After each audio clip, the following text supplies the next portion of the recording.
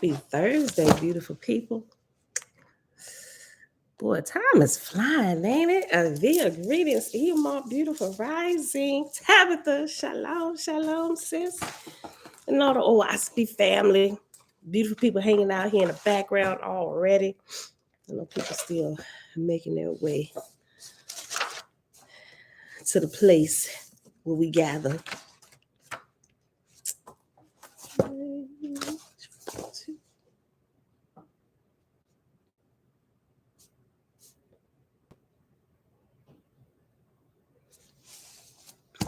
Freeborn peas, what's going on?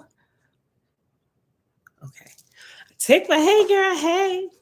All right, beautiful people, let's get started. Today it is February the 16th, 2023, Thursday, day 335 of year 4 of reading through books, laws, and prophets.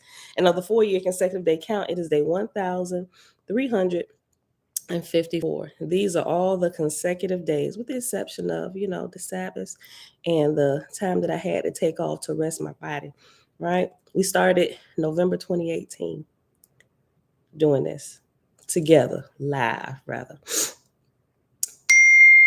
But these are the consecutive days that we've been going, meeting together live, growing together. Today, we are starting in the book of Essene, son of Jehovah, and the Romance of the Red Star. It is called The Cycle of Essene, and that starts on page 45 in Romance of the Red Star, but in Big Blue, it is page 42. And once we get done here, we'll probably read about 2 chapters. 2 chapters. Then, I think I'm going to stick with 2 chapters today here in the book of Essene, even if we finish before our 30-minute mark. We're just going to read 2 chapters, and then we are starting the Essene Gospel of Peace. If you don't have this, get a copy of it. Get a copy of it. Get a copy of it. And they also have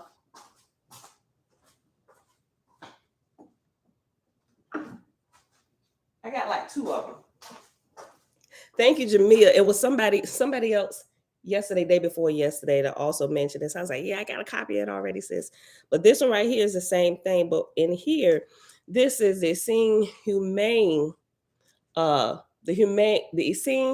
Essene Humane Gospel of, it has Jesus Christ, but it crossed out Jesus Christ and put Yeshua, including the Essene's Gospel of Peace. This is thicker than this. I haven't gone through this all the way, but I know this includes all of this. And I'm not sure what else extra, but hold on, let me see.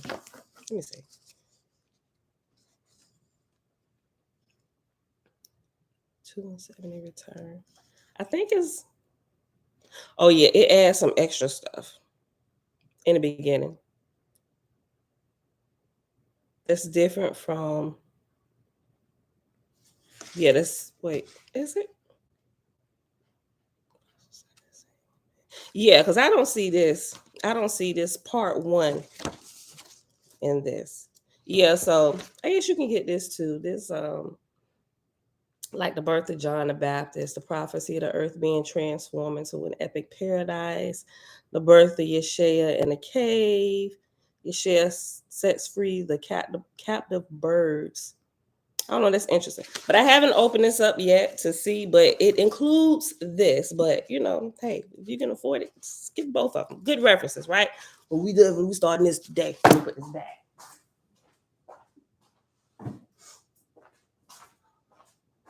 Audrey, hey sis, Auntie. Belinda Brown, hey girl, hey. BC, shalom. Elijah, shalom, shalom. And everybody else here already hanging out in the background in both places, Facebook and YouTube. Top of the day to you. All right, beautiful people. So let's get started. Oh, what was it? See, I started this little thing, right? When I first cracked my eyes, even before I start my music and stuff or do anything else, I try and freshly, instead of doing it while I'm in the shower, but before I even get out the bed down, I'm like, okay, I'm gonna be able to flow with my 2 different praises of adoration. It's gonna be fresh every morning. Darn it, I had it. And they both got to do with love. Hold on. Hold on. Just as a backup, I always write it down. Let me look. Right. Father, we thank you that you are the one whom our soul loves, right? And I put on my love earrings today too, just to remember that both of them that I got is about love. All right, y'all. But anyway, let me get started. Hold on, let me pull this back up. Okay. Dawn, what's good, sis? Uncle JB. Shalom. All right, y'all. Cycle of a Song, page 45 in Romance of the Red Star and 42 in Big Blue.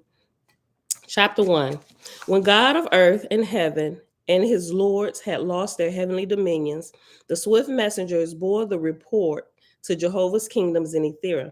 Earth had passed the Gian eddies at Shrapa in the Etherian roadway High Balk Yiv, and was heading for the eastern field of Anacron, having entered the Dan Han arches of the Hativi, where lay the great kingdoms of the Orion chief Hawi, with his millions of gods and goddesses and high-raised Etherians.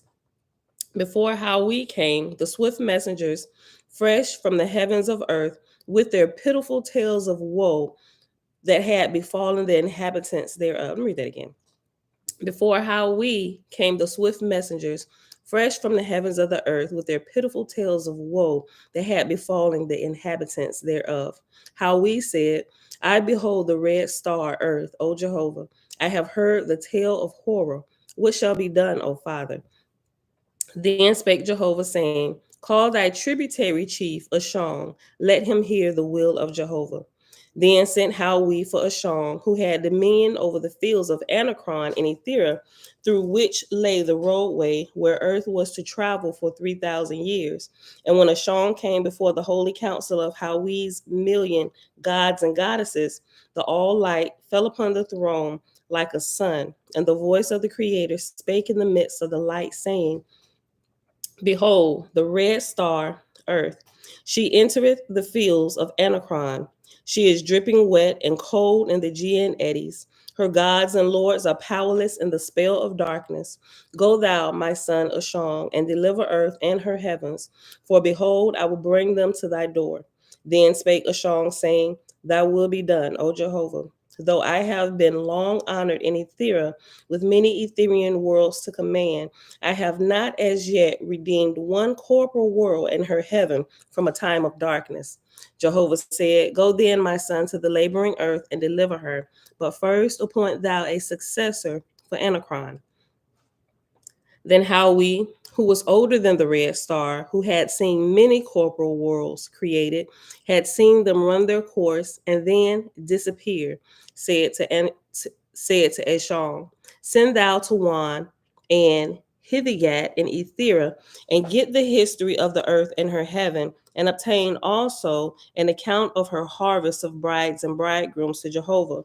And thou shalt call from my realms as many million Etherian angels as thy labor may require, and with them proceed to earth.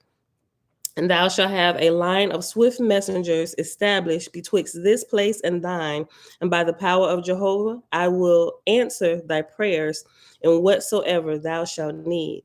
Ashong went back to Anacron, his Etherian kingdom, and before his holy council made known Jehovah's will. And with him, I'm sorry, hold on.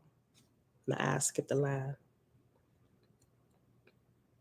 And he called for 60 million volunteers to go with him. And they came, some from Johan, some from Tessing, some from Arath, some from Ganlu, and from various other places in Anacron. So Ashong raised up a successor to Jehovah's throne in Anacron, and he was installed and crowned according to the discipline of the Etherian heavens.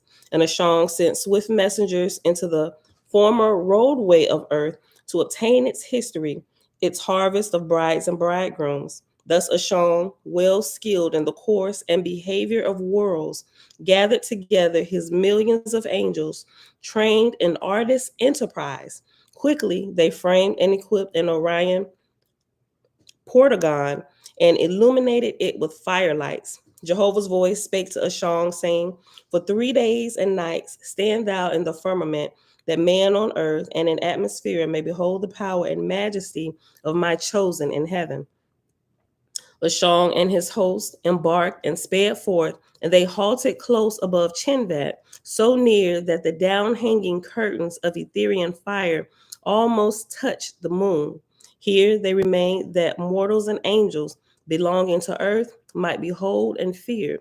For so Jehovah had made man that unusual sights make him weak and trembling, and thus change his behavior. And I believe that's the big reason why they be spraying our skies.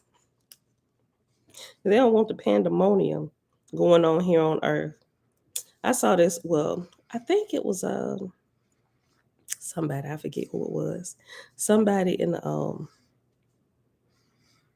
the creator gang group shared this little short video about this woman who had took a picture of the clouds. It was like a dark cloud, not dark, but you know how it's overcast. It was like a dark gray, like that kind of like overcast. And she changed the lighting in it, and it looked like the more she changed the light, it kind of like filtered out the real clouds. But this one dark cloud in the sky that like didn't move amongst all the other little moving clouds. It looked like it was a ship, right, with a bunch of window compartments and lights and stuff. And I was like, this is interesting. I wonder if it's Photoshop, because nowadays it's like everybody blame everything on Photoshop. But I don't think all the time things are Photoshop today, because I think because of the time where we're at with the unveiling of a lot of technology, it's easy for the unseen world to blend in, and everybody just blame it on Photoshop, right? But some of the stuff I think that we see is absolutely real. But Photoshop has become like a pacifier to those who just I'm not saying believe everything, because it is a lot of shenanigans out there too, but some things I think there is a lot of truth to, right? Because there's no reason why you should be spraying the skies, creating your own clouds, covering up stuff, right? It really, I mean, I get it. Sunburn and some of the other reasons, skin cancer and all of this, and I get some of that stuff, but I ain't buying it. I'm not buying it. That's just me. Oh, correction. Look, correction from yesterday. Clear. Remember I told you about this has nothing to do with this today, but the story who was talking about that happened a few years ago, 2017, that came out about the guy who got cremated. Okay. So since I heard it, I hadn't looked at it anymore. But apparently since then, the story has been debunked. That's why I didn't share it. I went looking, and there is really only one news clipping that still kind of shows like the original post. I think it happened in Michigan, and also there's another story that kind of in Texas somewhere is almost like the same thing. But everything that I saw, with the exception of that one, it was like, because every state has their own um ABC, like ABC Milwaukee or something like that, right? It was still one left up there, like with the original story that hadn't been updated. But everything else that you find is like a debunking. This never happened. The mayor came out and said this never happened. The morgue said, we're sorry that such a hoax has ever been played. We don't know why people don't have better things to do with their time. So that's why I didn't post it yesterday. I was like, I figure I'll just tell y'all. So I told you I had a lot of questions about it. It could have been a hoax, right? It could have been, but then again, I don't know. I don't know, but I just remembered it from what we was talking about when we were reading the end of Field Guide to the Spirit World. Nazarene is saying, shalom, shalom. It BC, you're right. That is a big thing too. BC said it's also the chemtrails and the created clouds. I was looking for the artificial clouds. He said it's also blocking the sun, which is information. The sun is information to our physical bodies. Matter of fact, we gonna get into that in this. So let me hurry up. Let me get back to reading this so we can finish, so we can get into that. All right, y'all. Ashong and his host embarked and sped forth, and they halted close above Chinvat, so near that the down hanging curtains of etherian fire almost touched the moon. Here they remained, that mortals and angels belonging to earth might behold and fear. For so Jehovah made man that unusual sights make him weak and trembling, and thus change his behavior. Lashong said, "On the fourth day, O Jehovah, I will cross Chinvat. On the fifth, descend toward the earth. Bring me, O Father, thy messengers from the lower heaven. I will converse with them." Jehovah sent the angels of the lower heaven up to Ashong, disheartened that they came to know Jehovah's will. Ashong said unto them, Jehovah's hosts are come from Ethera to redeem these fallen heavens and teach man on earth. It is our labor to come and love and hold on. It is our labor to come and love to the helpless and teach them how to sing Jehovah's praise. Then the swift messengers answered, in the all persons boundless love, find thou recompense for thy holy words, most honored God. Down in darkness, long and earnestly, have the lords of earth labored conjointly with heaven's God, whose kingdom fell. Alas, our God, who ministered over the lower heaven, is crushed and humiliated. The enemies of high heaven, exalting in their spoil of Jehovah's kingdom and his name, mock us, saying, where now is Jehovah? Whence cometh the higher light, O ye faithless and an all person? But now thy ship of Etherian fire maketh the sons and daughters of the earth and her heavens to look up and tremble. And when thy light appeared, we made all haste in hope of succor. Our souls are more than filled with thankfulness. And in Jehovah's name, we will back and employ 1,000,000 trumpeters to proclaim around the earth and heaven, Jehovah is come. After due salutation, the swift messengers departed, and Ashong made all things in readiness for his descent when the proper time should arrive. Next chapter. Chapter 2. Where we at? 18 minutes, yeah. We're going to pause after chapter 2. Jehovah spake to Ashong, saying, on the evening of the third day shalt thou move thy Etherian ship toward the earth. And when thou hast arrived within an Araphon, thou shalt halt for another 3 days, that thy magnificence may all the men and angels of earth with the power and glory of my emancipated sons and daughters. Ashong proceeded as commanded, and the magnificence of the scene overcame the stubbornness of men on earth and angels in atmosphere. The angels in atmosphere who had said, ain't nobody higher than us. Get in here and do as thou wilt. We need to turn your body back over to the dirt. All right. Everybody like, oh shoot, maybe it is something more than us. Ashong proceeded as commanded, and the magnificence of the scene overcame the stubbornness of men on earth and angels in atmosphere. Again, Jehovah said, proceed thou, my son, and when thou art within half the breadth of earth, halt once more and make there a plateau, and therein shalt thou remain during the time of dawn, which shall be 7 years and 6 days. This then shall be the rule, that from this time forth my Etherian host shall not remain in atmosphere more than 8 years at any one time, and the time shall be called the first dawn of Dan. And the next succeeding shall be called the second dawn of Dan, and so on, as long as the earth bringeth forth. Ashong proceeded again and moved to within 4,000 miles of the earth. Jehovah said, thy place shall be a distance away from the earth, that thy dominion be not disturbed by the confusion of the fallen angels thereof. So also, as many as thou shalt redeem away from the earth and from mortal contact, the distance of thy kingdom will prevent them from returning. Ashong perceived, and he proclaimed what Jehovah had spoken to him. And the host came out, and the host, I'm sorry, I said came out. Okay, that's why it didn't make sense. And the host cast out fastenings to the plateau, that the kingdom, together with the Etherian sea of fire, might rotate with the earth in its atmosphere. Jehovah said, make strong the foundation of thy place, and erect 10,000 pillars of fire around about, and in every direction provide roadways and mansions, and in the midst thou shalt build a house of counsel, wherein shall sit thy host of dominion during dawn. Ashong built the place as commanded by Jehovah, and when it was finished, Jehovah said, thou shalt call the place Yeshua, because it is a place of salvation.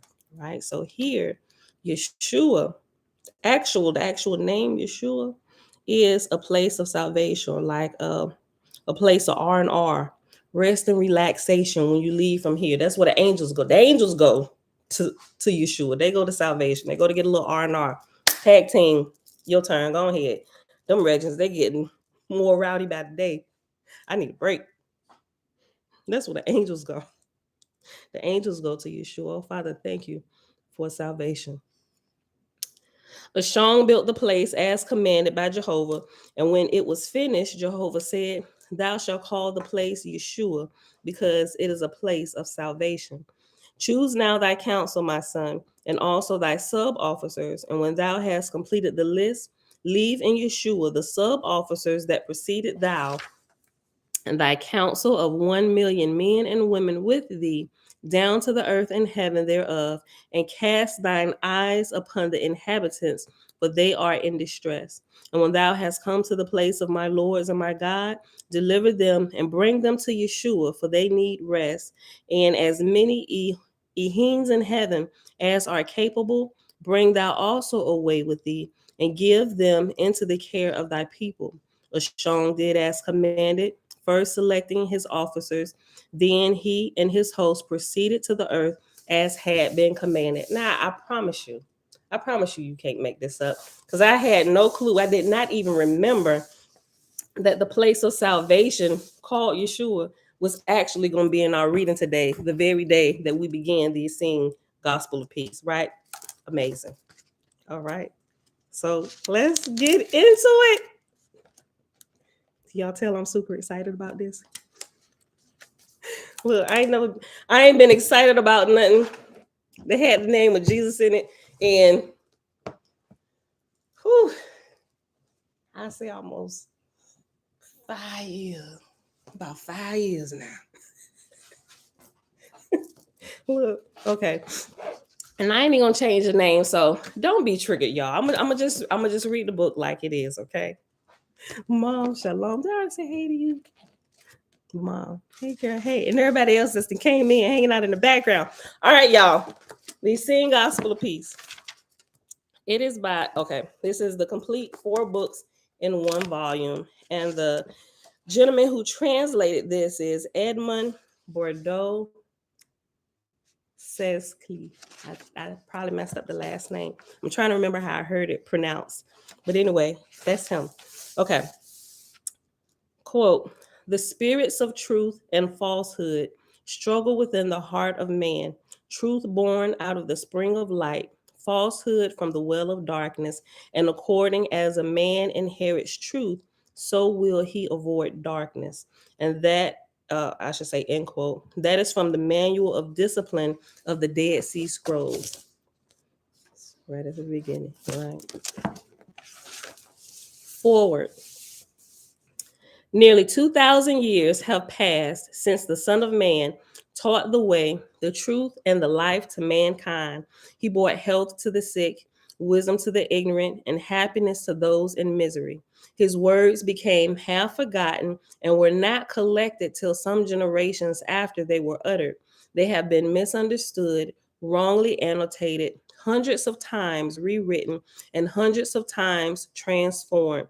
Yet they have nevertheless survived almost 2,000 years. Now, let me tell you something. If you haven't read through this at all or listened to it, right? When we read through this, you're going to remember, especially if you are a lover of the New Testament, right? And decided to put it away. Now, just go get it from a trash can for a moment, right? You just bear with me. Put it back on the table. Put it back on the table. And listen to the half-cocked stories and half-cocked parables that we find in the New Testament. Listen to them in their entirety as they're given here. I'm like, oh my God. Why wouldn't they include all of this? Right? And I would have gone a little bit more easy on Jesus when I started waking up. Okay, listen. Okay. His words became half forgotten, and they were not collected till some generations after they were uttered. They have been misunderstood, wrongly annotated, hundreds of times rewritten, and hundreds of times transformed. Yet they have nevertheless survived almost 2,000 years. Communicator, shalom, shalom. Right? Jamil, let me read Jamil's comment. I never liked the idea of Jesus my whole life until I read the Essene Gospel of Peace and the Humane Gospel of Yeshua this past summer. Laugh out loud, right? It just give you, it's a whole different perspective. It's a deeper, it's more rich. It's like your spirit bearers witness to the full truth. It's like it's substance here, right? I'm just like, it amazes me. BC, I keep saying I'm gonna read the Bible again with a new lens. I know it's crazy. It's not crazy. It's not crazy because I would still put it on. Like seriously, based on all that I learned now, I still listen to it and I get new insights. But now when I listen to it, especially going through the Old Testament, now that I know that the God that Israel is worshiping is like literally a Lord, someone of lower rank under true God, right? Who has defected from creator, like literally doing their own thing, have led a whole nation of people astray who really believe that they're on the right path. Like walking through it now with that type of understanding, it's still amazing to me to look at how I ain't gonna say how wise, but they were really good at what they did, how they ran that plan, and Israel they were able to turn a whole nation of people. Israel's God was able to brainwash them in such a way that they thought slaughtering innocents was okay, right? Now you got to give the God of Israel his props to fool an entire nation and the entire priesthood to believe that the wickedness they did was truly righteous, right? I'm just like, I guess to give you your props for that, but y'all all still wrong. And what y'all doing is absolutely against true creator's laws of life, right? Okay, let's get back to this. Hold on. Freeborn said, as the voice came to Zarathustra, the all pure, right? Okay, listen. Catch my breath. His words became half forgotten and were not collected till some generations after they were uttered. They have been misunderstood, wrongly annotated, hundreds of times rewritten, and hundreds of times transformed, and yet have nevertheless survived almost 2,000 years. And though his words, as we have them today in the New Testament, have been terribly mutilated and deformed, they have nevertheless conquered half of humanity and the whole of civilization of the West. This fact proves the eternal validity of the Master's words and their supreme and incomparable value. And let me just still put this out here. And even though he spoke them, it's truth from true creator, not his truth. He walked in the truth, but those weren't his words. It's what he learned from creator as he passed it on to brothers and sisters when he walked the earth, right? Okay. The content of this book represents only about a third of the complete manuscripts in which exist in Aramaic in the archives of the Vatican and in Old Slavonic in the Royal Archives of the Habsburgs, now the property of the Austrian government. So this is not even everything. It's like one third? One third. So it's more amazing stuff, more amazing than this, right? I'm just like, where the translators? You know how far down in time we are? Why haven't y'all translated this yet, right? Look. The content of this book represents only about a third of the complete manuscripts which exist in Aramaic in the archives of the Vatican and in Old Slavonic in the Royal Archives of the Habsburgs, now in the property of the Austrian government. We owe the existence of these two excuse me.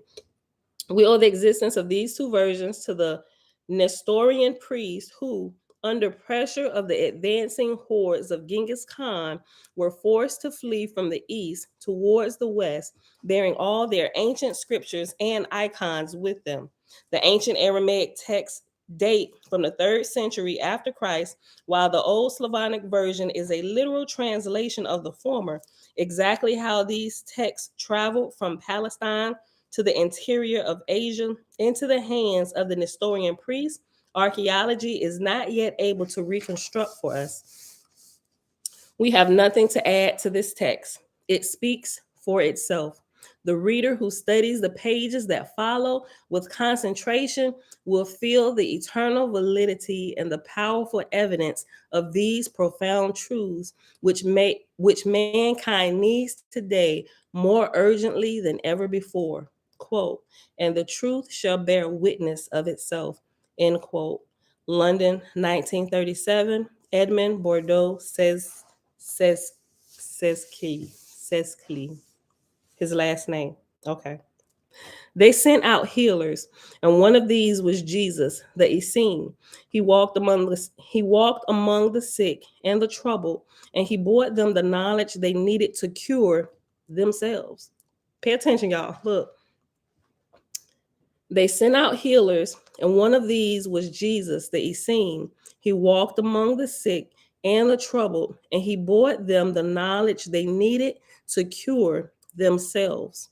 Some who followed him wrote down what passed between him and those who suffered and were heavy laden. The elders of the brotherhood made poetry of the words and made unforgettable the story of the healer of men, the good shepherd. And when the time came at last for the brothers to leave the desert and go to another place, the scrolls stayed behind as buried sentinels, as forgotten guardians of eternal and living truth. The dark age began, a time of savagery, of barbarism, of book burning, of superstition and worship of empty idols. The gentle Jesus was lost forever in the image of a crucified God. The Essene brothers hid teachings in the minds of a few who could preserve them. Hold on, let me read again. Excuse me.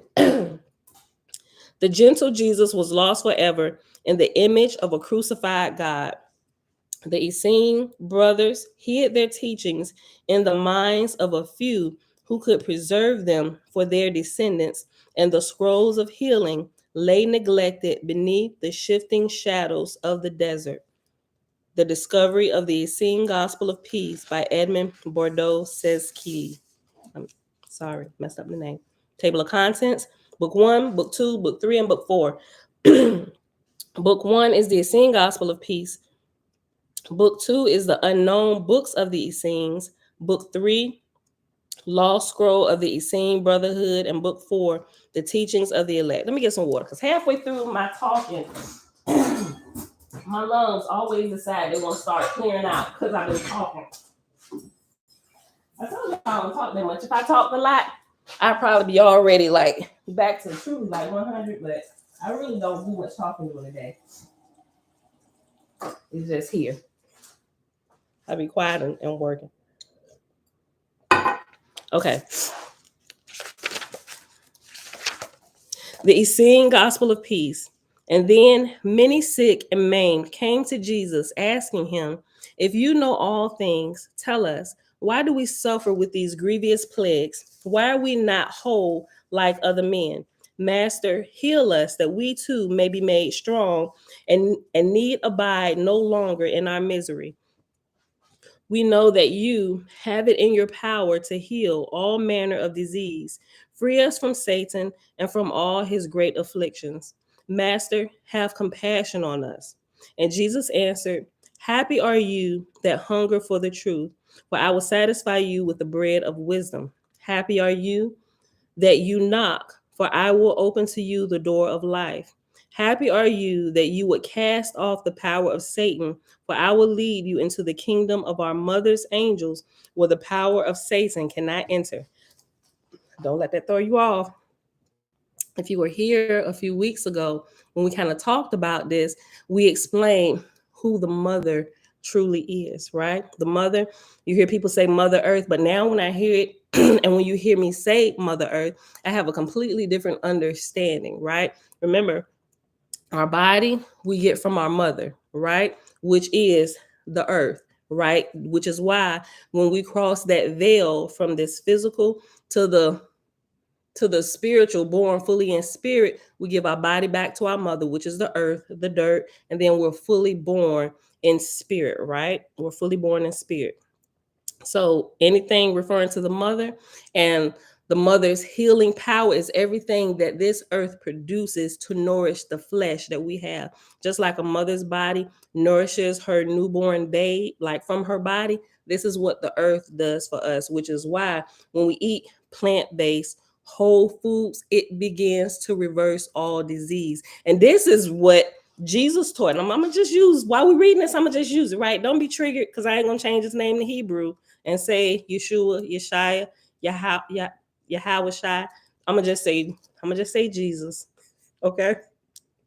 Right? Because it might bring in some of our Christian brethren and sisters. I'm gonna use some titles that's gonna hopefully grab some of the Christians, right? Because if we can't grab them to read through Oahspe to see further truth, at least this can be a starter point. And it's an amazing starting point, right? Because it still uses the name Jesus. They're not offended by it. And it's like, oh, what's that? Right? It's like that, it's like that middle point. It's like our point of reference that we can both agree on, right? Okay. So as long as we understand this, right? Okay. Don't crucify me. Okay, listen. So that's what the mother is. This you're gonna see. Let me keep reading. Happy are you that you would cast off the power of Satan, for I will lead you into the kingdom of our mother's angels, where the power of Satan cannot enter. And they asked him in amazement, who is our mother? And which is her angels? And where is her kingdom? Which we kind of see this question asked half cocked in the New Testament, right? Listen. Your mother is in you, and you in her. She bore you, she gives you life. It was she who gave to you your body, and to her shall you one day give it back again. Happy are you when you come to know her and her kingdom. If you receive your mother's angels, and if you do her laws, I tell you truly, he who does these things shall never see disease, right? Think about it. Learn about your mother, the plant based, the herbs of the field, how they heal, how they restore. Great spirit, shalom. You gonna say Jesus tick? Look, right? You learn about her, you start getting like, okay. Well, I did stop eating meat and I felt a little bit better, right? Look, like my cousin, I was hanging out with him for the most of the day yesterday. We just kind of got onto it, talking about plant based and everything. And he said he remembered when he went to go stay like that week with my uncle, who was whole family, whole house is plant based. You won't find nothing, any kind of flesh food in the house. But he stayed with them for a week and he didn't eat any meat. And he noticed, he said, Pam, he said, I did.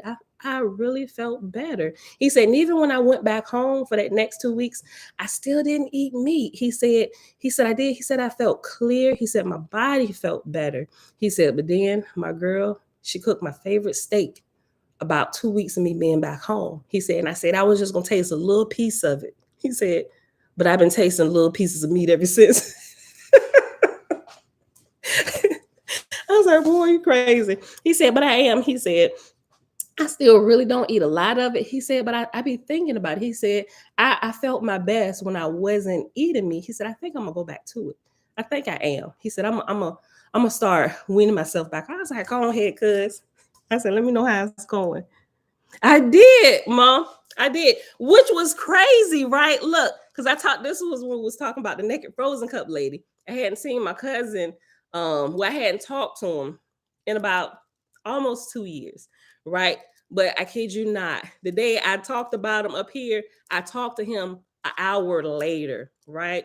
And we hung out yesterday. We went up to Richmond and everything, so but yeah, that was crazy, right? Look, okay. Let me go back here. Okay, and they asked him in amazement, "Who is our mother and which her angels? Where is her kingdom? Your mother is in you, and you in her. She bore you, she gives you life. It was she who gave to you your body, and to her shall you one day give it back again. Happy are you when you come to know her and her kingdom, if you receive your mother's angels, and if you do her laws. I tell you truly, he who does these things shall never see disease. For the power of our mother is above all, and it destroys Satan and his kingdom and has rule over all your bodies and all living things. The blood which runs in us is born of the blood of our earthly mother. Her blood falls from the clouds, leaps up from the womb of the earth, babbles in the brooks of the mountains, flows wide in the rivers of the plains, sleeps in the lakes, rages mightily in the tempestuous seas. The air which we breathe is born of the breath of our earthly mother. Her breath is azure in the heights of the heavens, so sows in the tops of the mountains, whispers in the leaves of the forest, billows over the cornfields, slumbers in the deep valleys, burns hot in the desert. The hardness of our bones is born of the bones of our earthly mother, of the rocks and of the stones. They stand naked to the heavens on the tops of the mountains, are as giants that lie sleeping on the sides of the mountains, as idols set in the desert and are hidden in the deepness of the earth. The tenderness of our flesh is born of the flesh of our earthly mother, whose flesh waxes yellow and red in the fruits of the trees and nurtures us in the furrows of the fields. Our bowels are born of the bowels of our earthly mother and are hid from our eyes like the invisible depths of the earth. The light of our eyes, the hearing of our ears, both are born of colors and sounds of our earthly mother, which enclose us about as the waves of the sea, a fish, as the eddying air, a bird. I tell you in very truth, man is the son of the earthly mother, and from her did the Son of Man receive his whole body, even as the body of the newborn babe is born of the womb of his mother. I tell you truly, you are one with the earthly mother. She is in you, and you in her. Of her were you born, in her do you live, and to her shall you return again. Keep therefore her laws, for none can live long, neither be happy, but he who honors his earthly mother and does her laws. For your breath is her breath. Your blood is her, I'm sorry, your blood, her blood. Your bone, her bone. Your flesh, her flesh. Your bowels, her bowels. Your eyes and your ears are her eyes and ears. Listen, I tell you truly, should you fail to keep but one of should you fail to keep but one only of all these laws, should you harm but one only of all your body's members, you shall be utterly lost in your grievous sickness, and there shall be weeping and gnashing of teeth, right? People thinking of weeping and gnashing of teeth, you being cast into hell. No, my G, you weeping and gnashing your teeth here on the earth because you violated the laws of life and your body is showing it, right? Remember, the laws of life are written in the book of our body, right? Y'all think invisible records are being written about you, right? But what you're doing is being written in your body and everybody can see it. Not just the Father. You can go stand before him, but look, I did it. But your body is saying otherwise. Your body is screaming out, yes, you did. Yes, you did. I think we're being foolish. But seriously, right? Our body's telling us. Look, okay, get serious, Pamela. I tell you, unless you follow the laws of your mother, you can in no wise escape death. And he who clings to the laws of his mother, to him shall his mother cling also. She shall heal all his plagues, and he shall never become sick. She gives him long life and protects him from all afflictions, from fire, from water, from the bite of venomous serpents. For your mother bore you, keeps life with for your mother bore you, keeps life within you. She has given you her body, and none but she heals you. Happy is he who loves his mother and lies quietly in her bosom, for your mother loves you, even when you turn away from her. How much more shall she love you if you turn to her again? I tell you truly, very great is her love, greater than the greatest of mountains, deeper than the deepest seas. And those who love their mother, she never deserts them. As the hen protects her chickens, as the lioness her cubs, as the mother her newborn babe, so does the earthly mother protect the Son of Man from all danger and from all evils. It is dawn, isn't it? Look, it is so beautiful. Right, yo, crazy how the Trinity are all males from a biblical perspective. We told y'all, we all know the God of the Bible's on shenanigans. We know now it's not true creator speaking, although they use some of his words in bits and pieces to try to bump up their own credentials for you to worship them instead of looking directly back to the Father, right? But still, it's enough truth in there in bits and pieces that if you read it enough, it should grab a hold of your soul down deep in your shanana and help you navigate your way out of the foolishness like it did all of us here today, right? Look. As I say, don't throw it away. It's still good. Put it back on the table. Well, us, we've grown past that. It's like pre-K puzzles to us now. But still, it's needful for us to help our brethren and sistren. Okay. Hold on. As the hen protects her chickens, as the lioness her cubs, as the mother her newborn babe, so does the earthly mother protect the Son of Man from all dangers and from evils. For I tell you truly, evils and dangers innumerable lie in wait for the sons of men.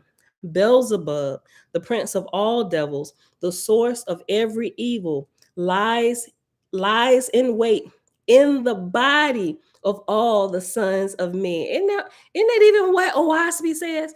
And a couple other books. Even in the Egyptology and stuff, right? Set, which has been changed to Satan, right? It's the lower nature. Everything in you that wants to go away from the light, like indulge in everything, do as thou wilt, that's Satan. And it resides in the bowels of all the sons of men. Listen to this. It's so good, y'all. For I tell you truly, evils and dangers innumerable lie in wait for the sons of men.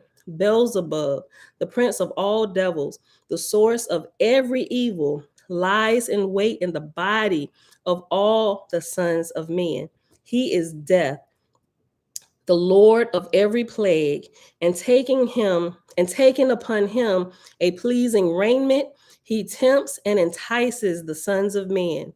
Riches does he promise, and power, and splendid palaces, and garments of gold and silver, and a multitude of servants. All these he promises renown and glory, fornication and lustfulness, gluttony and wine bibbing, riotous living and slothfulness and idle days. And he entices everyone by that to which their heart is most inclined, right? So depending on what you're most inclined to do, some of your high ideals and stuff, whatever it is, that's why everybody have different vices, right? He looking for that peace in you that he can touch, right? And so you got people addicted to drugs. We found something there. Drive that home, right? Some people have sex addictions, which drive that home. Some people have eating addictions. Touch that right there inside her, deep down in her shanana. Let's get it, fam. And then you have people opposite anorexia, whatever it is that you struggle with the most. That's what Satan, the lower nature, all of the darkness that reigns in you, that's what wants to take over. It's going to come for that part in you, right? In the New Testament, this is what Jesus was talking about. Satan comes, but he finds nothing in me, right? Okay. Let me go back. For I tell you truly, evils and dangers innumerable lie in wait for the sons of men. Beelzebub, the prince of all devils, the source of every evil, lies in wait in the body of all the sons of men. He is death, the Lord of every plague, and taking upon him a pleasing raiment, he tempts and entices the sons of men.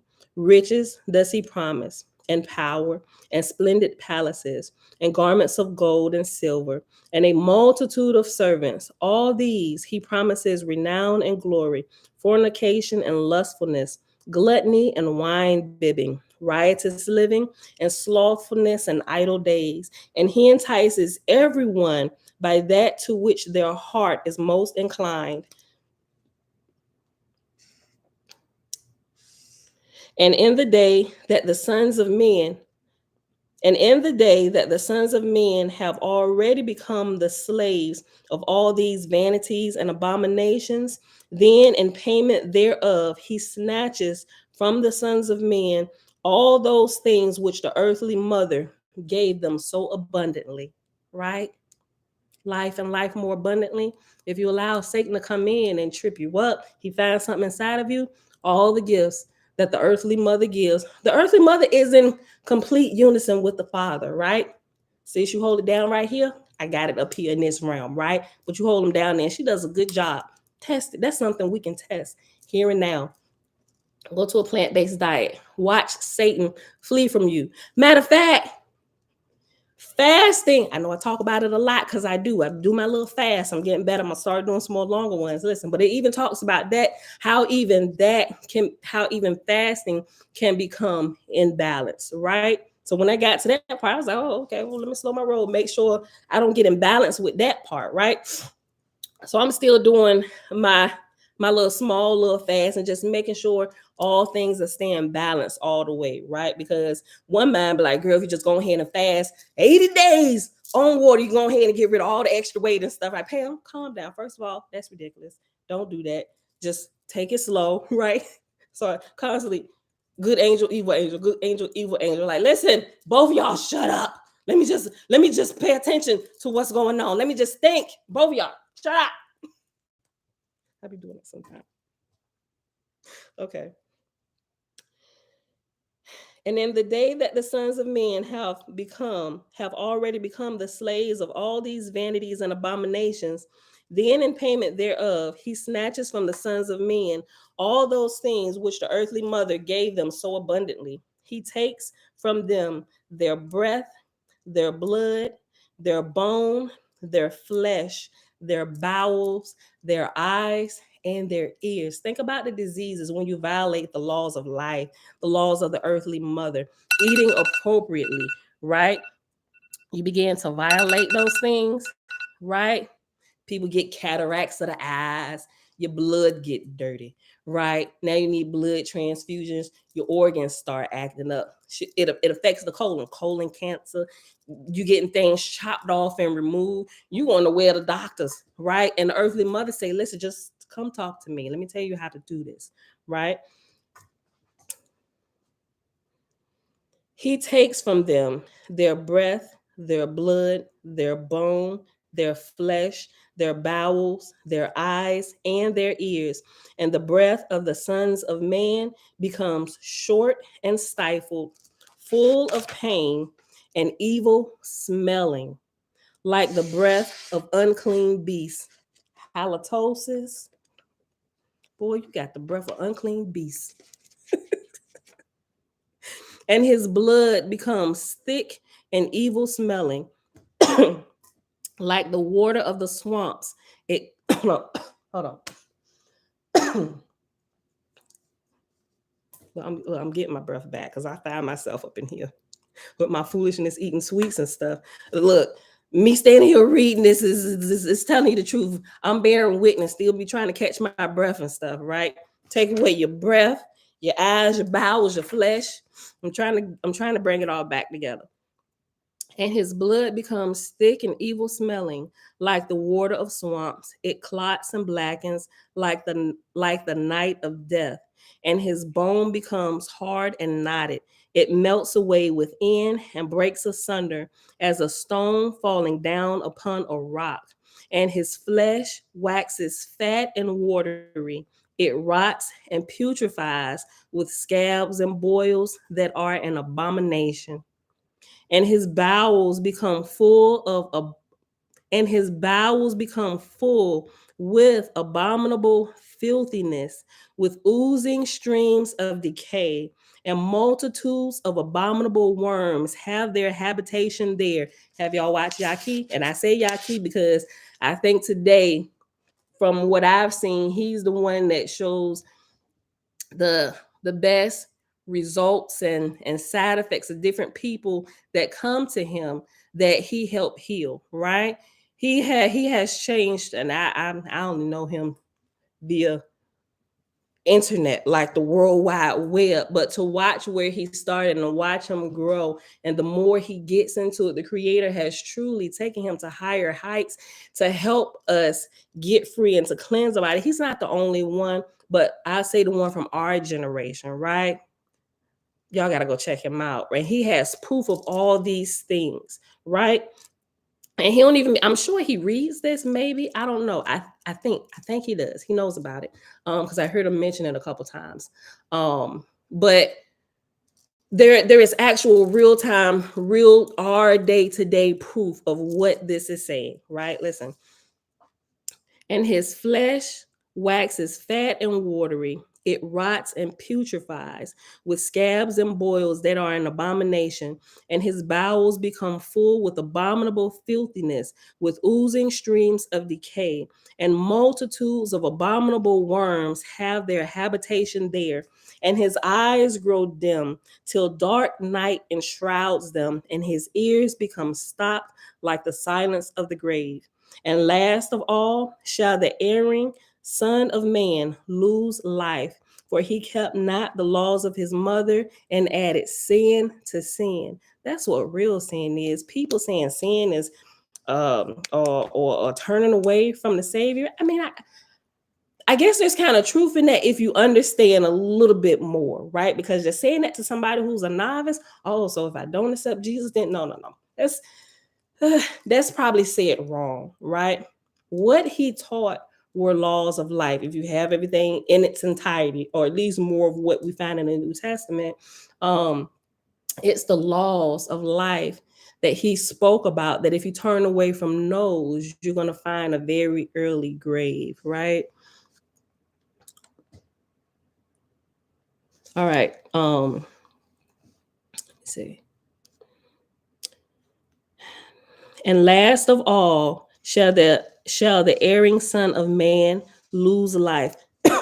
For he kept not the laws of his mother and added sin to sin. Therefore are all taken from him the gifts of the earthly mother: breath, blood, bone, flesh, bowels, eyes, ears, and after all else, life, with which the earthly mother crowned his body. Oh, I need a different color highlighter for that. Listen, I gave you all this stuff, and then I animated it with the breath of life. This is so beautiful.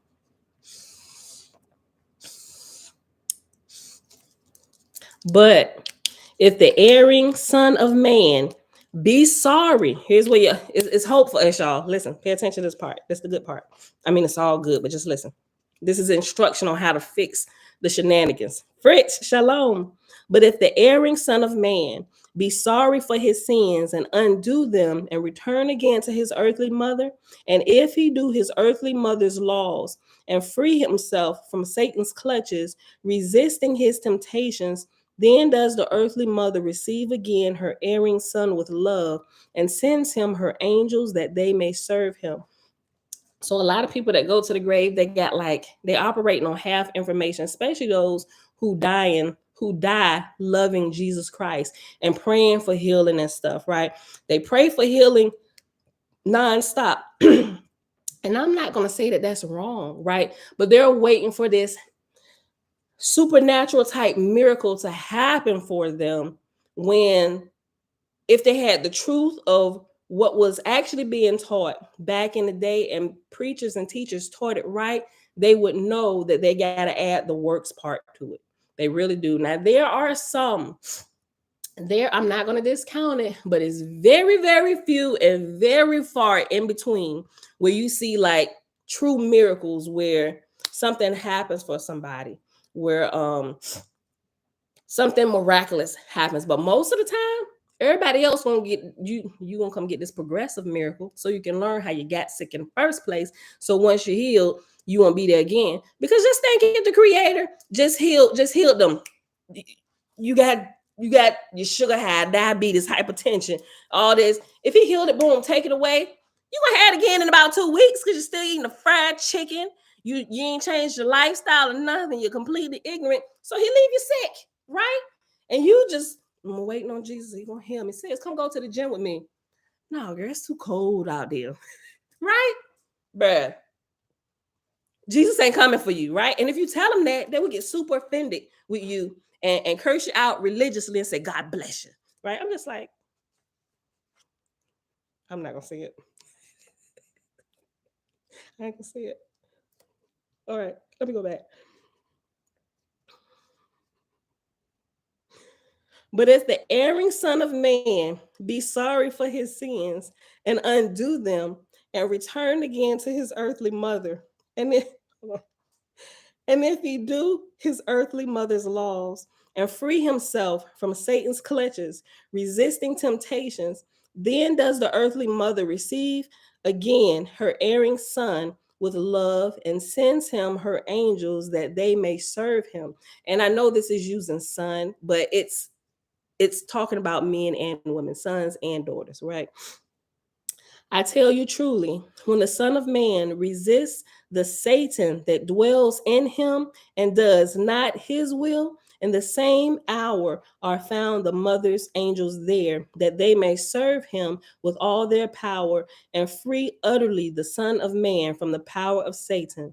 For no man can serve two masters, for either he serves Beelzebub and his devils, or else he serves our earthly mother and her angels. Either he serves death or he serves life. I tell you truly, happy are those that do the laws of life and wander not upon the paths of death. For in them are the for in them the forces of life wax strong, and they escape the plagues of death. And all those round about him listened to his words with amazement. For his word was with power, and he taught quite otherwise than the priests and scribes. And though the sun was now set, they departed not to their homes. They sat around about Jesus and asked him, Master, which of these are the laws of life? Rest with us a while longer and teach us. We would listen to your teaching that we may be healed and become righteous. And Jesus himself sat down in their midst and said, I tell you truly, none can be happy except he do the law, right? Any of us been in church long enough, even transitioning from Christianity, even into the Hebrew roots in Torah and stuff, we have gravely misunderstood what obeying the law means. We have gravely misunderstood it to our own detriment and still dying, talking about it. Look, and Jesus himself sat down in their midst and said, I tell you truly, none can be happy except he do the law. And the others answered, we do all the laws of Moses, our lawgiver, even as they are written in the holy scriptures, right? Still doing it today. You gravely misunderstand what's happening here, what he's saying. Dana, hey girl, hey. I know, right? She said it's trippy to hear you say Jesus. I know I talked about that a little bit before we started this, right? I said, so just bear with me, y'all. Don't crucify me. I know I didn't talk bad. I didn't talk bad about Jesus, and I said I'd never say the name again. But I'm just gonna read this like it is, right? Because of the wisdom in here. I know. Look. And the others answered, we all do the laws of Moses, our lawgiver, even as they are written in the Holy Scriptures. And Jesus answered, seek not the law in your scriptures, for the, listen to this. This was amazing. Listen to this. And Jesus said, seek not the law in your scriptures, for the law is life, whereas the scripture is dead. I tell you truly, Moses received not his laws from God in writing, but through the living word. The law is living word of living God to living prophets for living men. Listen to this. And we kind of get that half cocked in the Bible, right? It's half, they give it to you half cocked. The law is living word of living God to living prophets for living men. In everything that is life is the law written. You find it in the grass, in the tree, in the river, in the mountain, in the birds of heaven, in the fish of the sea, but seek it chiefly in yourselves. For I tell you truly, all living things are nearer to God than the scripture which is without life. Everybody that's fighting and go to the grave for the book and then be ready to take your life for setting it on fire. Like, bruh, this is not the law. You are the law. It lives in you, right? This is dead. It's dead. Like, why don't we still get that? God wrote not the laws in pages of books, but in your heart and in your spirit. They are in your breath, your blood, your bone, your flesh, your bowels, your eyes, your ears, and every little part of your body. They are present in the air, in the water, in the earth, in the plants, in the sunbeams, in the depths, and in the heights.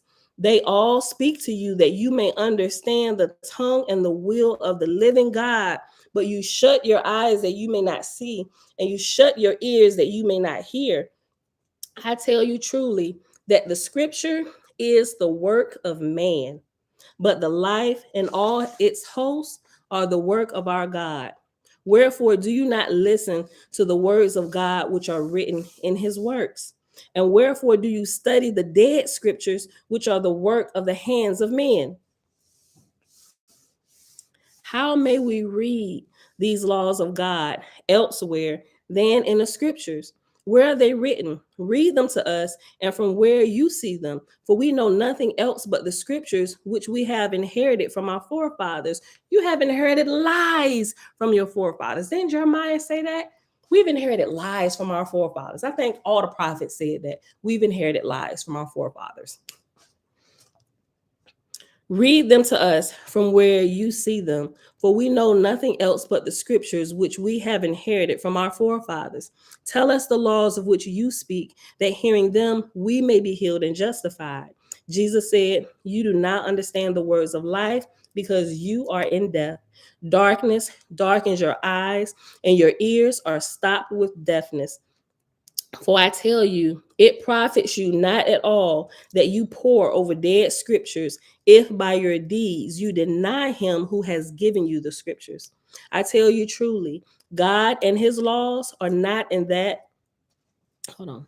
I tell you truly, God and his laws are not in that which you do. They are not in gluttony and in wine bibbing, neither in riotous living, nor in lustfulness, nor in seeking after riches, nor yet in hatred of your enemies. For all these things are far from true God and from his angels. But all these things come from the kingdom of darkness and the Lord of all evils. And all these things do you carry in yourselves, and so the word and power of God enter not into you, because all manner of evil and all manner of abominations have their dwelling in your body and your spirit.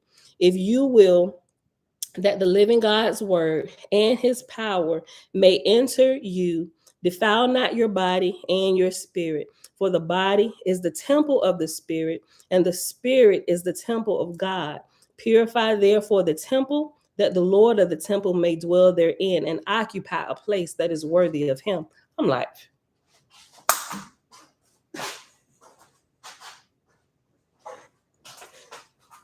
shouldn't all of that have been put into the New Testament, right? Where we at? An hour and 10 minutes.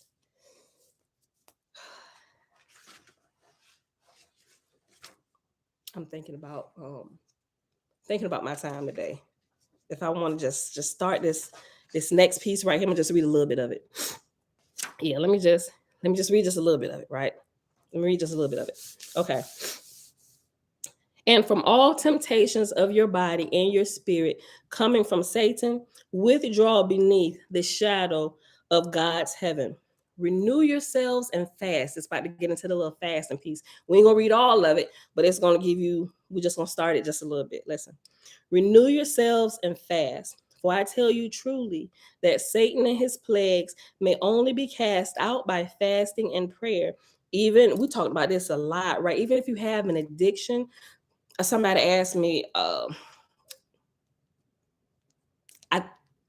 somebody asked me how you get free from something. Even demonic possession, once you aware of what has happened to you, you literally do have the power within yourself, right? Once you're aware and you want to be free, all you got to do is simply fast. Like, you can fast from everything, right? Like, if you have like a porn addiction, you're gonna probably need to fast from food too, right? You're gonna probably need to do a straight water fast, but fast from all those things that you allowed to go in, right? You need to fast your eyes, you need to fast your ears, fast your hands from their activities that they've been doing, right? You probably need to walk with them up at all times on your fast, right? And not just that, but fasting, water fasting is one of the quickest way to break addictions and heal the body. And depending on if you're on different types of medication, you may have to modify your fast just a little bit until you've been tapered off your different medications, which you should probably do it under the direction of a holistic doctor, somebody who understands medicine and somebody that understands herbs and can actually test you. Or you can, if you don't have a herbalist, just go to the doctor, let them know what you're doing, and they can test your levels and all those different things, right? But you're just gonna have to take it slow. But fasting is one of the quickest ways to deliver you from just about everything, right? Renew yourselves and fast. For I tell you truly that Satan and his plagues may only be cast out by fasting and by prayer. Go by yourself and fast alone, and show your fasting to no man. The living God shall see it, and great shall be your reward. And fast till Beelzebub and all his evils depart from you, and the angels of our earthly mother come and serve you. Some of us just don't fast long enough, right? We just don't fast long enough. You may have to do it in short sprints, but just don't give up.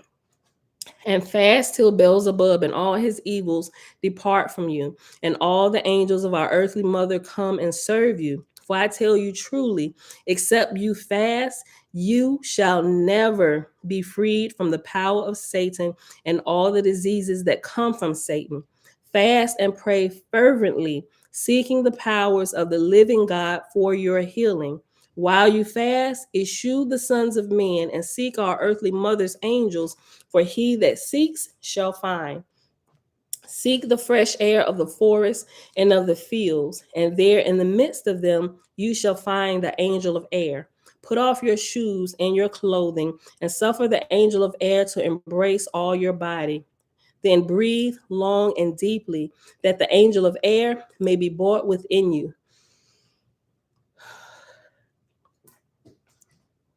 I tell you truly, the angel of air shall cast out of your body all uncleanliness which defile it without and within, and thus shall all evil smelling and unclean things rise out of you, as the smoke of fire curls upward and is lost in the sea of air. For I tell you truly, holy is the angel of air who cleanses all that is unclean and makes all evil smelling things of a sweet odor.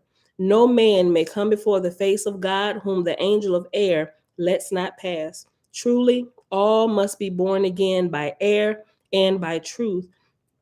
For your body breathes the air of the earthly mother, and your spirit breathes the truth of the heavenly Father. After the angel of air Seek the angel of water. Put off your shoes and your clothing and suffer the angel of water to embrace all your body.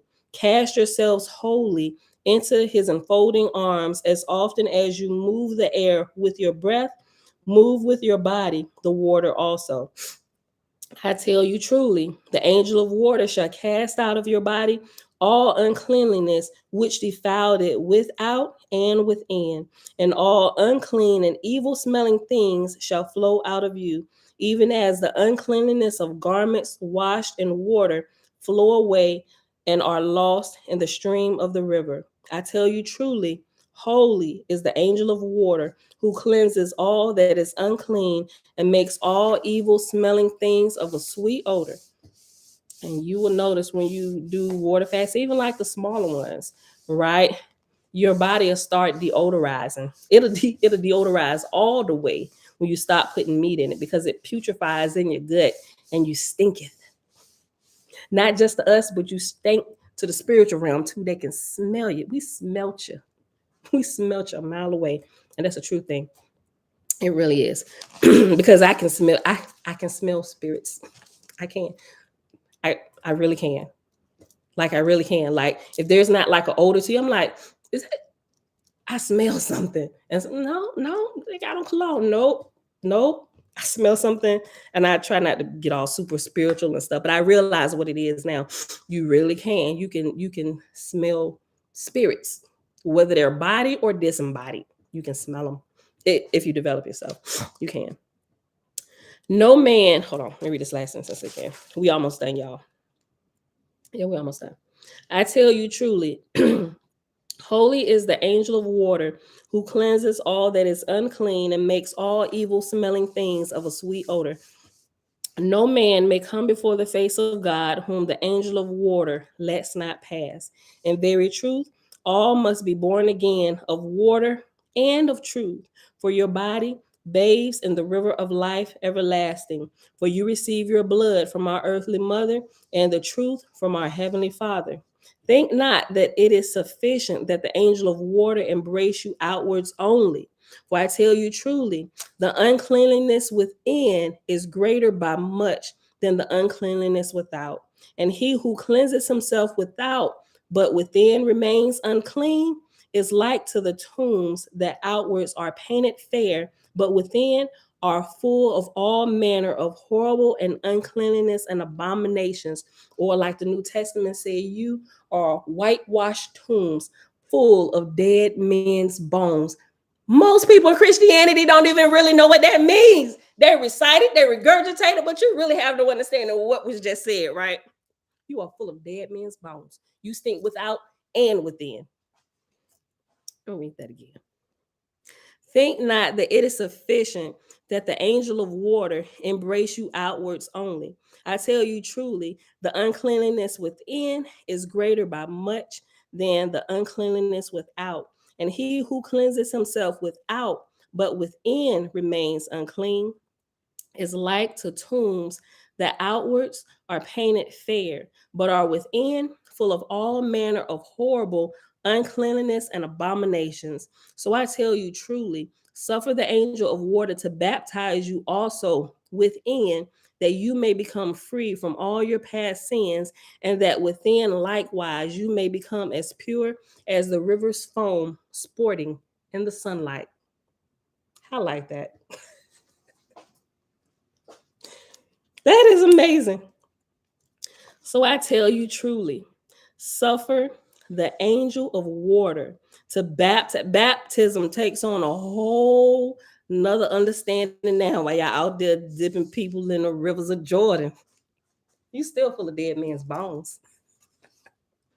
So I tell you truly, suffer the angel of water to baptize you also within, that you may become free from all your past sins, and that within likewise you may become as pure as the river's foam sporting in the sunlight. Let's see if I want to pause there. Hold on, make sure. Hold on.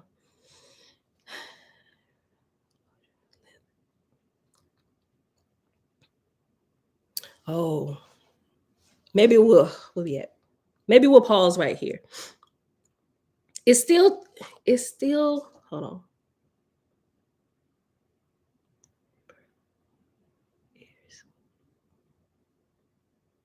Afterward. Okay, I want to keep the water part together. Okay, let me read this last part and then we'll pause right here because it's going to get into the angel of sunlight. I just want to make sure I wasn't leaving anything off of the angel of water. Okay. Seek therefore a large trailing gourd, having a stalk the length of a man. Take out its inwards and fill it with water from the river which the sun has warmed.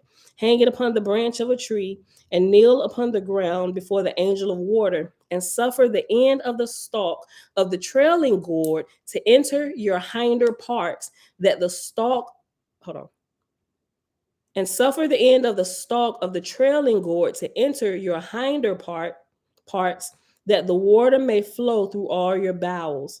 Afterwards, rest kneeling on the ground before the angel of water and pray to the living God that he will forgive you all your past sins, and pray the angel of water that he will free your body from every uncleanliness and disease.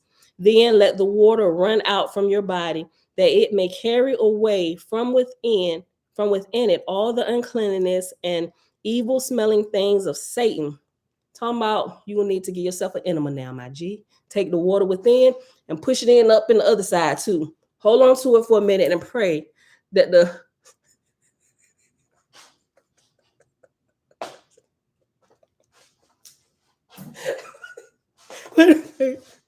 okay, hold on. Look, hold on, wait. I was about to say something stupid. Hold on, look. I ain't gonna say it, but listen, let me just read it over. Let me read it over, and I'll let you formulate it in your mind. Y'all ever giving yourself an enema? Most people give themselves an enema when they get constipated, right? Right? You take it, it's almost like a douche, like the women, they flush out the front end of themselves. You do it for the back end too, right? You take it, you squish it up in there to where as a douche, you just let it go in and the flow out freely. Up the backside, you shoot it all in and you hold on to it. You clench your cheeks tight, right? And just for a period of time, well, I'll say probably about 5 minutes, right? About 5 minutes. Some people, it just depends how constipated you are. They say hold it in about 30 minutes and just, let it expel. Right? I mean, don't go to the bathroom, of course, sit on the toilet. But and then it should begin to work and cleanse out the lower half of the bowels where things get all compacted and the other things can't flow freely through, right? A parasitic cleanse. There's a couple different ways, but if you have to use the bottle and the water or whatever, it's like a saline mixture. But it'll help you do that. But this is what this is talking about, right? You don't have to necessarily get a stick today to do this. They figured out a better way to do it. Just order from Amazon. Order one from Amazon if you don't want to walk in a store and walk up to the counter with it. You can keep your Amazon helps you keep your dignity. It's gonna come in an Amazon box. Ain't nobody gonna know what you got in that box. Listen. Seek therefore a large trailing gourd, having a stalk the length of a man. Take out its inwards and fill it with the water from the river, which the sun has warmed. Hang it upon the branch of a tree and kneel upon the ground before the angel of water and suffer the end of the stalk of the trailing gourd to enter your hinder parts. Can you imagine walking up on somebody doing this back in the day? For the privacy of our own homes and the bathroom door, right? Hang it upon the branch of a tree and kneel upon the ground before the angel of water and suffer the end of the stalk of a trailing gourd to enter your hinder parts, that the water may flow through all your bowels. Afterwards, rest kneeling on the ground before the angel of water and pray to the living God that he will forgive you. I keep thinking about what I was about to say. Afterwards, rest kneeling on the ground before the angel of water and pray to the living God that he will forgive you all your past sins, and pray the angel of water that he will free your body from every uncleanliness and disease. Then let the water run from out your body, that it may carry away from within it, all the unclean and evil smelling things of Satan, and you shall see with your eyes and smell with your nose all the abominations and uncleanlinesses which defile the temple of your body, even all the sins which abode in your body, tormenting you with all manners of pains, parasites, worms, all that stuff you will see come out. Nowadays, if you get up and look, you will see it flow in the toilet, right? I tell you truly, baptism with water frees you from all these. Renew your baptizing with water on every day of your fast till the day when you see that the water which flows out of you is as pure as the river's foam. Then betake your body to the coursing river, and there, in the arms of the angel of water, render thanks to the living God that he has freed you from your sins. And this holy baptizing by the angel of water is rebirth unto new life. For your eyes shall henceforth see, and your ears shall hear. Sin no more, therefore, after your baptism, that the angels of air and water may eternally abide in you and serve you forevermore. And that is where we're going to pause at today. It's going to pick back up with the angel of sunlight tomorrow. Y'all can read ahead if you want to. This is really, really good. I didn't listen to it a couple times. Excuse me. On YouTube, but it's really, really good, y'all. So I hope y'all enjoyed the reading for today. I certainly have. 11. I saw y'all making comments and stuff. I'm gonna look up in a second. Hold on.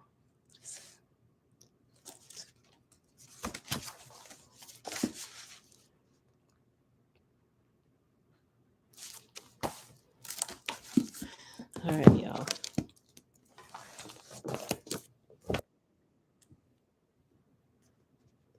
What?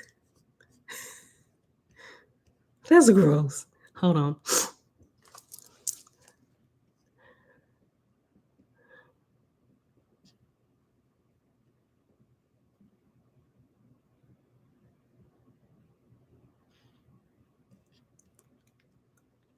Hold on.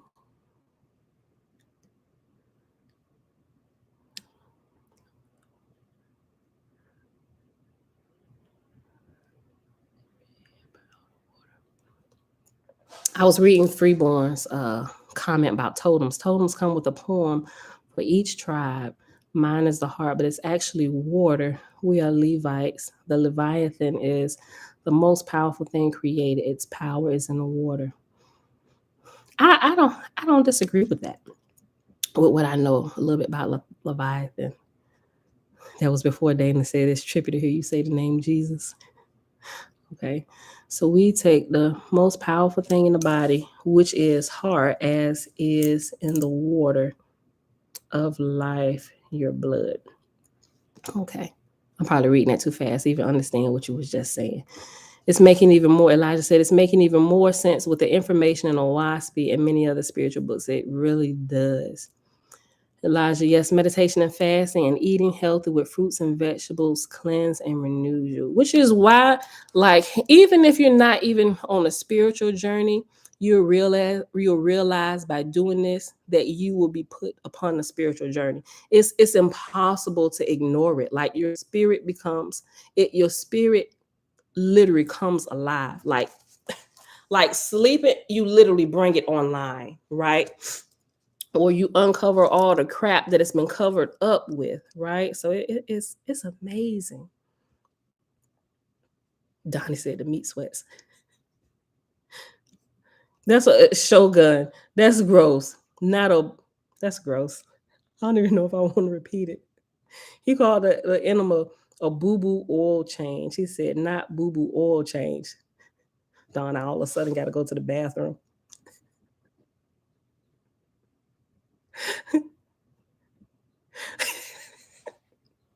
Don, like back in the day, somebody walked up on you. I think you probably said that when I said, can y'all imagine somebody walking up on you in the woods while you doing that.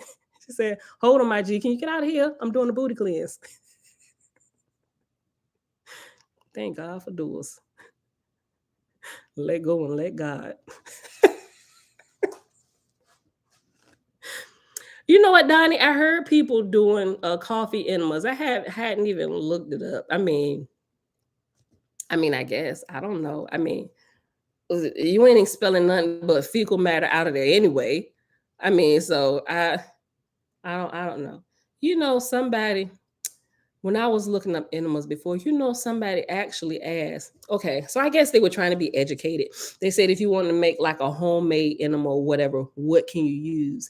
And they recommend that you didn't use just like regular water, but they recommend you just actually go buy you one with the saline with the proper mixture. Somebody asked. I guess it was a good question, right? Because we realized during the oil spill and stuff how Dawn cleanses everything. Somebody asked, could I do an enema with Dawn dish soap?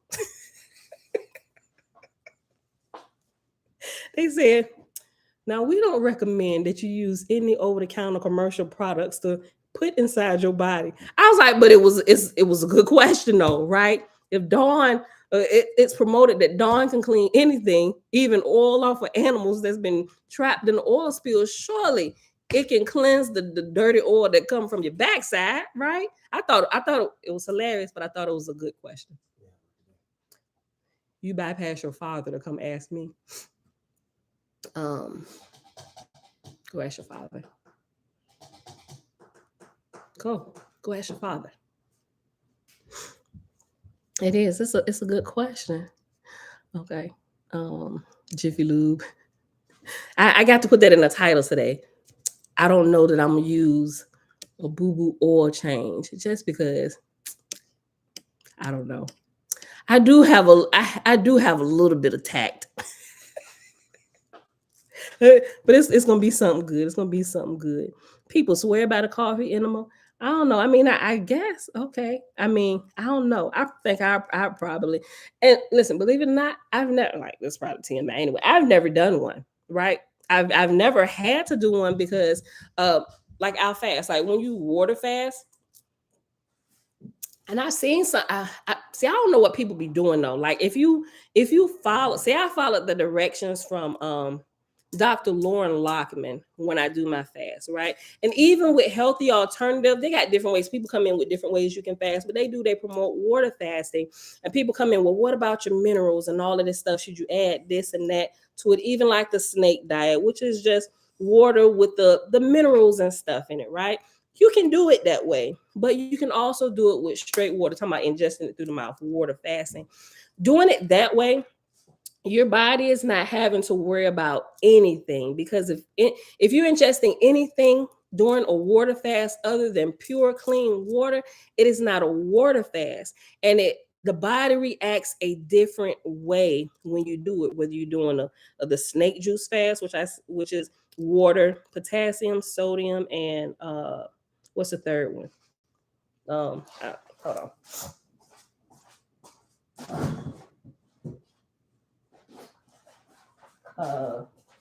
What is it? Magnesium, sodium, and potassium, right? I got some. My son uses them too when he work out, but it's good. It hydrates the body, it hydrates the cells, and what it will do, it will kill the hunger. It'll kill the hunger, and you can find yourself doing a water fast a lot long if you're giving your body what it needs. And a lot of time, the food is simply a delightful way of giving your body the nutrients that it needs, right? So you can eat the fruit or whatever. It's not really the fruit. It's the sodium, the magnesium, and the potassium and the water that the body is giving. Your body is literally like a juicer, right? But creators just made it.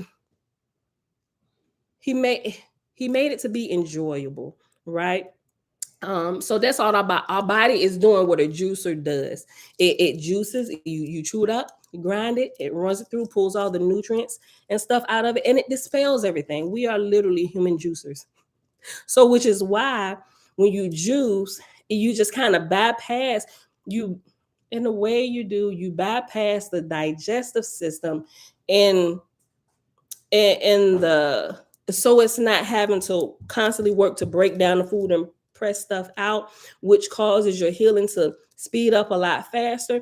But it speeds up even a whole lot faster when you can just do just straight water, because when just straight water is passing through your body, it by it'll help the digestive system heal, but you're not it's not going to trigger the body to work in any kind of way other than in healing mode, right? So that's why you get like fresh water. It can be distilled spring water or whatever kind, right? Just run the clean water through, and that's an indication that it alerts the body, okay, we can go into actual healing mode now, right?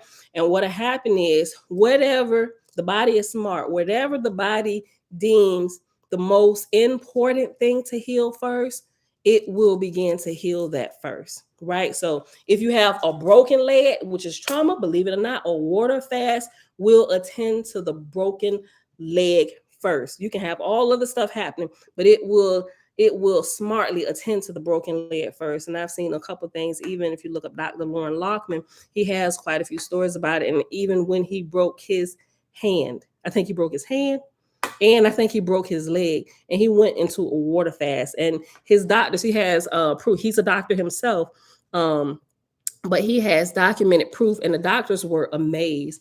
And every time something like that happened to him, he fell off a ladder, and I think he like fell down the stairs or something. And one time working, I think he like something, he cut his hand really really bad, but he knew enough already to just stop eating, taking anything, juices, anything, and just drink straight water, right? And it was amazing. You got to listen to him tell the stories or whatever, but that's what water does. And this is what this is talking about. This is what will happen. The angel of water will show up and show out for you. Not just the angel of water, the angel of air, the angel of sunlight. When we get to the angel of peace, right? They like, soon as you're ready, sis, we ready. You just kick out Beelzebub and all his demons. We coming for you. The earth, the mother got us on standby. You just gotta call us. How do you call us? Just stop going that route. Turn and look at us, and we know you ready, right? Seriously. All right, beautiful people. Um, snake juice. Yeah, it they call it the snake diet. They call it snake juice. Let me tell you why. People are like, oh no, that's of the devil. He calls it snake juice because of how, and a snake, it's literally, it's this little powder you put in water. It's literally electrolytes, right? But he calls it snake juice. I told the story before. You can go look him up. He calls it snake juice because of the, the the whole how snakes move and find their food, right? So that's why he used it, just to kind of make it sure it's the way, because they can go days without even, they can even go weeks without eating, and they'll use the nutrition from their last meal or their last feeding or whatever, and it'll take them for weeks, right? And so he just kind of used it as an analogy. It's the same thing. He said, and it's really just the electrolytes of what our body needs. And he cursed like a sailor, and he's super obnoxious, but he speaks truth. If you can listen, I don't know. He cursed like every 2 words. I kid you not. Like, I kid you not. But his audience is to people who have completely lost control. And he does it, I think, in an uncouth manner, but that's what some people need. And some people, like, he ain't everybody's cup of tea. He's really not.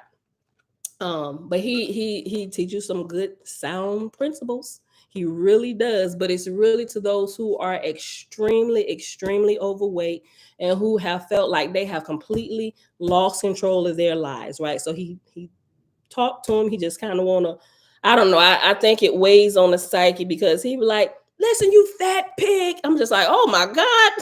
I'm like, who can take this kind of mental abuse? But it helps some people. I don't know, but I don't know. Maybe because somehow sometimes you're like your own worst critic, like, just quit the crap. You talk to yourself or whatever. I don't know. It just it works for some people. I don't know. But I'm just saying I listened to him for a little bit to pull some of his principles out. But then he just gave me a headache and he disrupted the flow of my sha-na-na. So I had to stop listening to him. But I learned a lot from him. I was able to separate all the screaming and stuff from what he was saying and was able to go look up some stuff. But yeah, all this is snake juice. Even the name is crazy or whatever, but I understand it now. So it don't trigger me.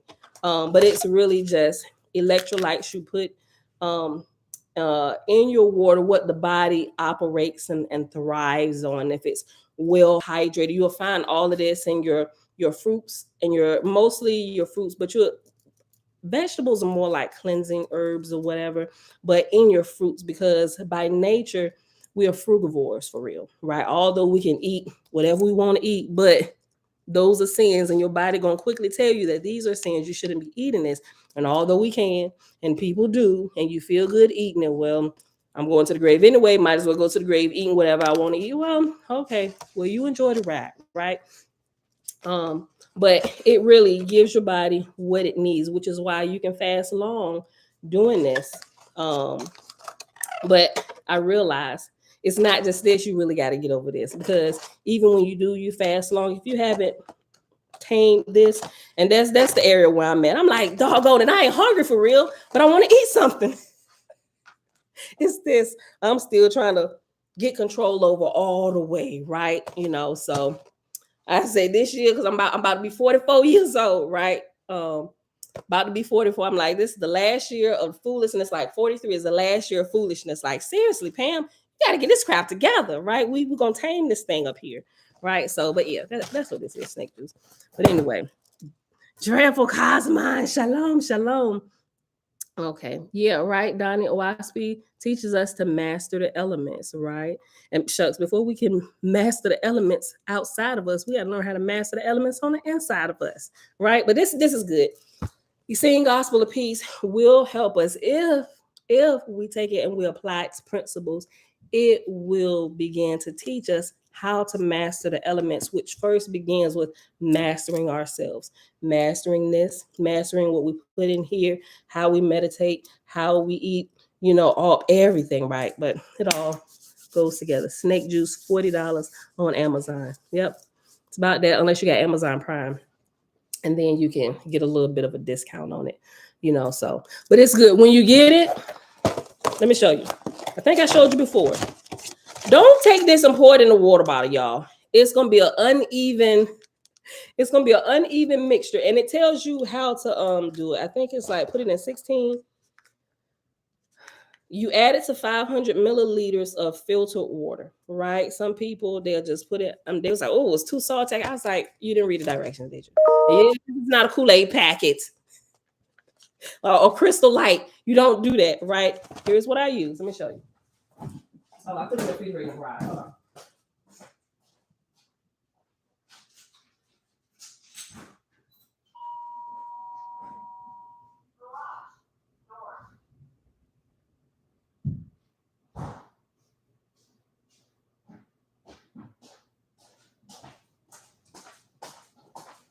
I just mixed up some more yesterday. I use this, right? This is 2 liters. I know it says use 500, but I'm just like, and he tells you can adjust it to your taste, and the minerals and all that stuff will still be there if you consume it all. But some people, they like it a little more dense. I can't do all that. I can't. It's nasty. It tastes like salt water. But if you put it shouldn't taste like salt water. It should just taste like I have the alkaline 88 water, right? If you adjust it the correct way, you put enough water in it, it tastes just like the alkaline 88 water, right? And it's not like, I'm sorry, is 88 or 8.8? One of them, the alkaline 8.8 or 88 water, right? It shouldn't taste nasty or too salty or whatever. It should just taste like some good water. It really should. But you can probably tell I ain't gonna say it has a different taste. It's refreshing to me. It don't have a different taste, but you can taste. Waters have different tastes, right? Depending on the alkalinity or whatever they got in it. But this is I mix 1 packet in 2 liters of water, right? And I got I have the measuring units on the side here. So I know I pour the packet in and I fill it up with the water from my refrigerator because it's filtered. I just put in the refrigerator and I just drink on it all day. Jeremiah probably drank more of it than I do because when he working out, he'll come fill up his big bottle of stuff. I'm like, you better make me another batch and buy your own box of snake juice. And so he got his own too, and he finds it's really good to hydrate because he's lifting weights. And it's really good. He said this is amazing. It helps him to recover a lot faster because what's in it, it gives your body what it needs to grow and to repair itself, like the sodium, magnesium, and potassium, right? And that's what it is. It hydrates the cells. So yeah, so check it out. They got all different kind of ones. I've tried a couple different ones. I think this is really, really good. You know, they may have some better, but so far the ones I've tried, this is probably like the best one. And Jeremiah says it's like the best one too, because he's tried a couple of them. But it's electrolyte supplement powder, and you can make it. You can make your own. And he actually has a video and teach you how to get the organic ingredients and make it yourself. I ain't doing all that. Where can I purchase the packets? I'm already strapped for time. So, but yeah, so that's it. So go and get y'all some if whatever. You don't have to, but I'm just saying it's a little bit of education on this, right? All right, y'all. That is it for today. It is Thursday, February 16, 2023, day 335 of year 4 of reading through books, laws, and prophets. Another 4-year consecutive day count at 1,354 in the Romance of the Red Star. We started reading Book of Essene, and we read pages 45 through 47. And we started today also reading the Essene Gospel of Peace. And we read from pages 1 to page 11. And we're going to pick it right back up with the Angel of Sunlight tomorrow. So yeah, so I hope y'all enjoyed the reading for today. And hold on, let me go back because I didn't write it down. Hold on. But I did. I didn't write it down in my book, but I typed it. Okay. Oh, Father, I thank you. We thank you that not only are you the one that our soul loves, but you have always truly been our first love, right? He prepared everything for us before we even entered here, right? We got a mother that cares for us. We got 2 mothers, a mother from the womb, our fleshly mother. We have the earthly mother. Everything's prepared when he sent us in here, right? But we violate the principles and rules and stuff. We get everything all discombobulated, and we don't know our right hand from our left, right? We the ones that get here and screw up stuff. But anyway, Father, we just thank you because you have always truly loved us. And your love has always been amazing. All right, beautiful people. I love y'all. That's it for today. I see y'all back here tomorrow morning, bright and early, 6:15 a.m. Eastern Standard Time. Bruce.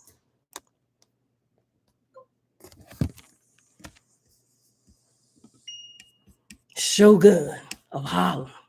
Shalom.